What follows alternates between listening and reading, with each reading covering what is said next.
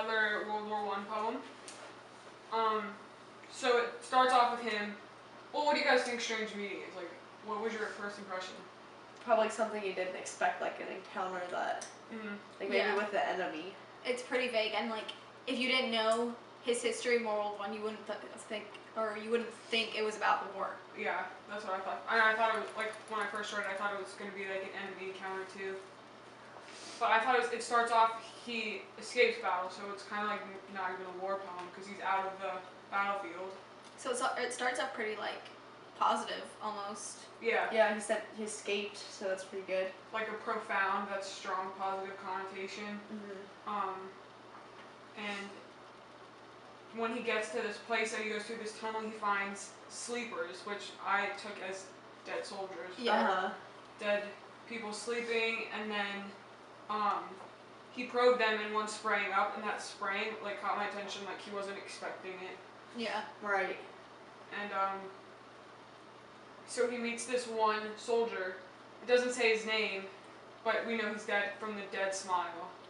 Right, and then as it goes on, like how we were talking about, like it could be his like alter ego in a dream, or it could actually be another dead soldier. Because maybe he's having a strange dream, because like he probably wasn't really in hell, despite what it says. Like maybe this enemy he's fighting inside himself, like the war has changed him to this person. And how like the profound dull tunnel could represent like a dream of like him going through his thoughts about like the war and his experience.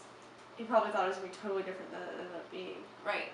And I think he like does a great job of emphasizing how bad war is, because even though they're in hell, he says that there's no blood there, and he like escaped war. So in reality, like the way he's saying it, that this hell is actually better than being on the battlefield. So he just says something about how bad the war was. Almost like being dead is better than fighting somebody and trying to kill other people. Right, and then how like he proves it by saying, now men will go content with what we spoiled. And I feel like he's kind of like saying like anything, like you can't find a resolution going to war. Like there's nothing no good can come out of it. I know, because this guy has this, the rest of the poem is basically this guy's dialogue, this guy he meets, and the guy's kind of telling him, like, I went to find beauty in this world, but you can't, like you said, there's nothing good about war, you won't get anything out of war. And I took it as, like, maybe the human race is kind of growing numb to war and, like, getting more used to it as a means of solving problems. Like, it's more common now. It's like the go-to, like, solution to any problem between, or for any conflict. Like, death isn't that big of a deal, like, killing somebody, like, isn't that bad. Yeah, it's like dehumanizing them, like they're the enemy, and like calling the other person the enemy instead of like an individual or a man. So it's kind of like they're not really a human; they're just somebody you're fighting with. Like a target. Yeah. Right. And then I think that strong parallel structure, like the courage was mine and I had mystery, wisdom was mine and I had mastery. It just shows that like war strips you of like your morals and changes who you are. So that supports the one theory of this being like a confrontation with himself and like the person he's changed into. Right, and how like I didn't even like notice I didn't think there was like a rhyme scheme, but then whenever you look at the end of each word for like every 2 lines, it's the same ending. Like how it's like mystery, mastery, world, walled, wheels, wells. Yeah. So that was kind of cool to create like the rhythm. It creates like a tone too, like a very like sad, almost blunt. Right. Like almost there, but not really. And it's kind of cool it started when he says that courage was mine, like when he starts looking back on it, like really looking back on it. Reminiscing. Like the past tense verb. And then, it says like, but not through words, not on the cess of war fords of men have bled where no wounds were.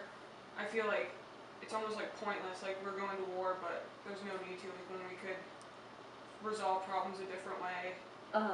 And then I think the last part is like really powerful. Oh my gosh, that's like the biggest shift of all, and I think that answers the question that it's not his alter ego, it's like an actual other person. Because it says, I am the enemy you killed, my friend, so it's actually the like someone he killed, personally killed in war.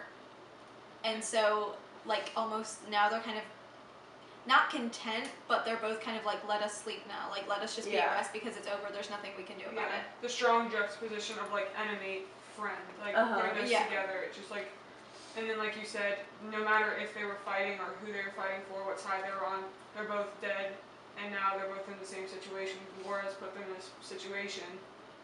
And I think it was like, whenever it says, I knew you in this dark, it was like, I knew you both in the war, and now we're together in hell. So it's kind of like, they're both the same thing. Like, we went through the same thing together, and we're, like, both kind of, like, the same person, but we were, like, going against each other. Like, we were they both kind of realized the enemy. that the same idea. Yeah. Look where we are now. We're fighting the same thing, and look where it got us.